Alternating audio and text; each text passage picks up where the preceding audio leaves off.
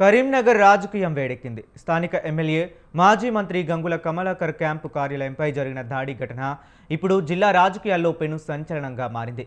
ఈ దాడిని తీవ్రంగా ఖండిస్తూ నిరసన కరీంనగర్ నగర బంద్కు పిలుపునిచ్చారు. ఈ బంద్కు అన్ని వర్గాల ప్రజలు, వ్యాపార సంస్థలు, బీఆర్ఎస్ శ్రేణులు స్వచ్ఛందంగా సహకరించాలని గంగుల విజ్ఞప్తి చేశారు.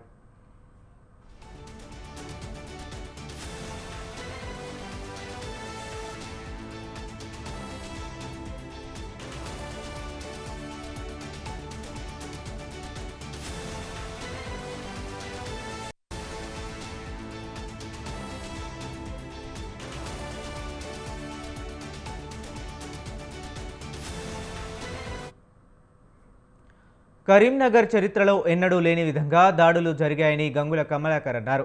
ప్రజాస్వామ్యంలో రాజకీయ పార్టీల మధ్య సిద్ధాంతపరమైన విభేదాలు, విమర్శలు ఉండడం సహజమని, కానీ నేరుగా కార్యాలయాలపై దాడులకు దిగడం హేయమైన చర్య అన్నారు.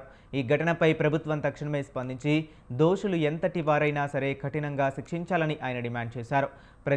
ప్రజాప్రతినిధుల ఆస్తులను కాపాడాల్సిన కనీస బాధ్యత ప్రభుత్వంపై ఉందని గుర్తు చేశారు.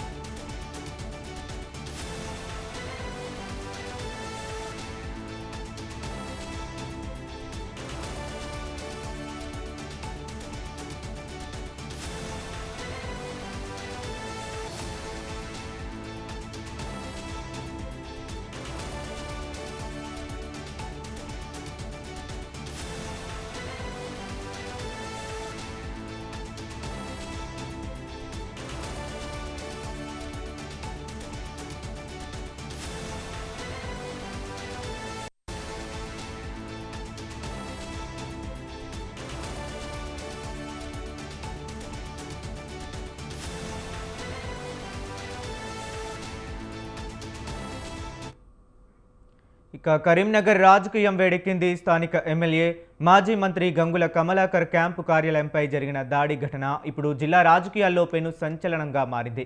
ఈ దాడిని తీవ్రంగా ఖండిస్తూ నిరసనగా కరీంనగర్ నగర బంద్కు పిలుపునిచ్చారు. ఈ బంద్కు అన్ని వర్గాల ప్రజలు, వ్యాపార సంస్థలు, బీఆర్ఎస్ శ్రేణులు స్వచ్ఛందంగా సహకరించాలని గంగుల విజ్ఞప్తి చేశారు.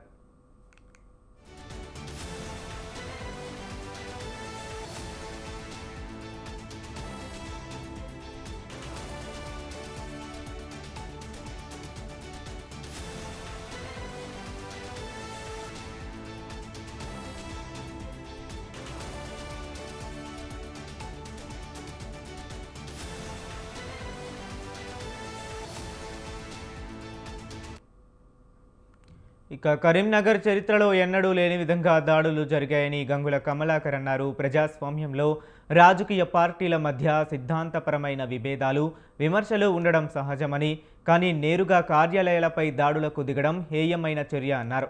ఈ ఘటనపై ప్రభుత్వం తక్షణమే స్పందించి దోషులు ఎంతటి వారైనా సరే కఠినంగా శిక్షించాలని ఆయన డిమాండ్ చేశారు.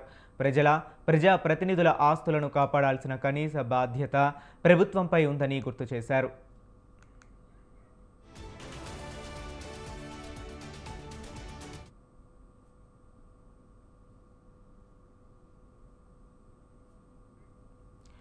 ఇక ఇదే అంశం గురించి మరింత సమాచారాన్ని మా కరెస్పాండెంట్ సంతోష్ ఫోన్ లైన్లో అందిస్తారు. సంతోష్, చెప్పండి.